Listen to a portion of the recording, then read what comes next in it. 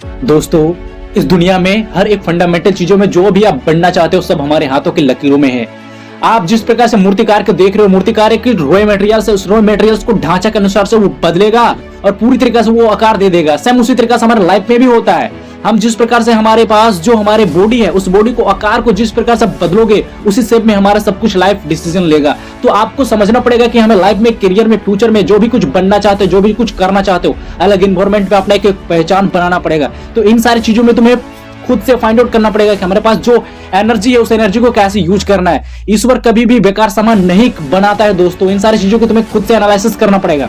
भाई इस दुनिया में हर एक फंडामेंटल चीजों में जो पर्सन क्लियर करना चाहे उन सारी चीजों में क्लियर हुआ है। बस तुम्हें अपने आप को फाइंड आउट करना पड़ेगा कि जो मैं जिस फील्ड में हूँ इस फील्ड में हमारे पास जो नीश है उस सारे नीश को फाइंड आउट करना है और अपने आप को देखना है कि मेरे पास जो टैलेंट उस टैलेंट को सही से यूज करना है। क्योंकि जो हमारा नर्वस सिस्टम है ना, जो हमारा एल्गोरिथम सिस्टम है, उस एल्गोरिथम सिस्टम को जैसे तुम मैसेज दोगे वैसे तुम्हारा मेमोरी काम करेगा। तुम गंदे चीज देखोगे तुम्हारा माइंड गंदा आएगा, तुम्हें अच्छी चीज देखोगे तो तुम्हारा माइंड बोलेगा कि भाई सब कुछ अच्छा है। तो हमारे पास जो सब कुछ है उन सारी चीजों को तुम्हें सब कुछ अच्छा करना पड़ेगा।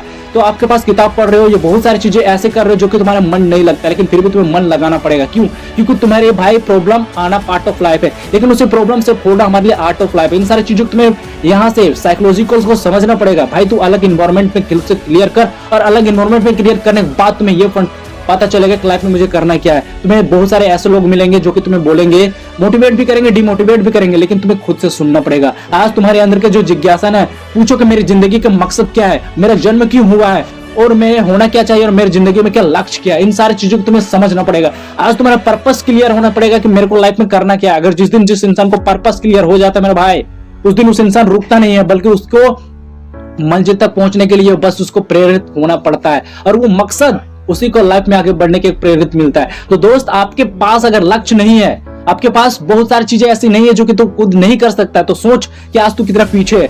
जो इंसान के पास लक्ष्य होता है वही इंसान आगे बढ़ता है। तो तुम्हारे पास लक्ष्य, एक संकल्प लेना पड़ेगा कि लाइफ में मेरे को ये स्टेज में पहुंचना है। आज तू दिन में क्या कर रहा है? तू दिन में मोबाइल चला रहा है, खा रहा है, पी रहा है, सो रहा है और बहुत सारी एक्टिविटी कर रहा है, यही सब। तो भाई तू 95% लोगों से तू आगे कैसे निकलेगा मेरा भाई?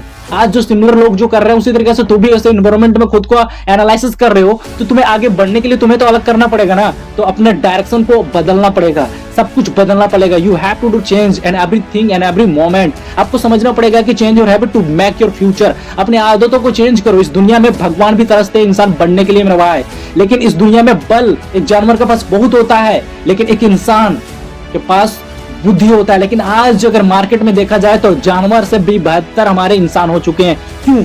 कि ऐसे महफिल में रहने के बावजूद भी आज अपने आप को फाइंड आउट नहीं कर पाते, आज अपने आप को पहचान नहीं बना पाते। क्यों? क्योंकि उस लाइफ में बहुत सारी चीजें ऐसी होती है जो कि आज वो अपने आप को डरते हैं। तो डर को निकालो और अपने आप में फील्ड में आगे बढ़ो और अपने आप को बोलो कि मैं कौन हूं और अपने आप को पहचानो। दोस्तों, आप एक यूनिक पर्सन हो, अपने आप को जानो और पहचानो। और can you imagine all these people के ऐसे ही अमेजिंग वीडियोस देखने के लिए लाइक करें, सब्सक्राइब करें, देन कमेंट करें। मिलते हैं नए वीडियो में, तब तक के लिए जय हिंद, जय भारत।